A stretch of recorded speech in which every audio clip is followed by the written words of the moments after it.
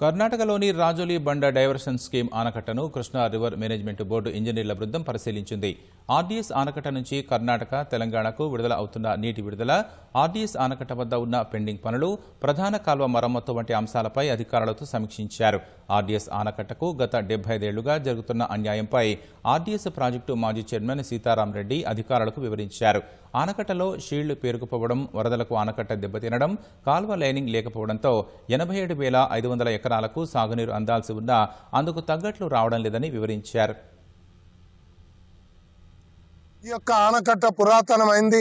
ఎక్కడికక్కడ కన్స్ట్రక్షన్ కానీ, reverse Louis కానీ, కట్ట కూడా 75 సంవత్సరాల పైబడి అయ్యిందని కూడా దీని అంతటా కూడా స్ట్రక్చర్ మార్చాలని చెప్పడం జరిగింది. వారు కూడా దానికి సముఖత మేము ప్రభుత్వ దృష్టికి తీసుకెళ్తామని కూడా వాళ్ళు తెలియజేయడం జరిగింది. అదేవిధంగా ఈ ప్రాంతంలో మరి మేము దాదాపు 150 నుంచి 200 నుంచి 400 టీఎంసీలు కింది ప్రాంతమైన శ్రీశైలం పోతున్నాయి. కాబట్టి ఈ ప్రాంతంలో ఒక రిజర్వాయర్ 30 టీఎంసీల రిజర్వాయర్ ఏర్పాటు చేయాలని కూడా తెలియజేసుకోవడం జరిగింది. మరి రాను ఇబ్బంది అవుతుందంటే సరేనని కూడా వాళ్ళు ఆలోచిస్తామని కూడా తెలియజేయడం జరిగింది.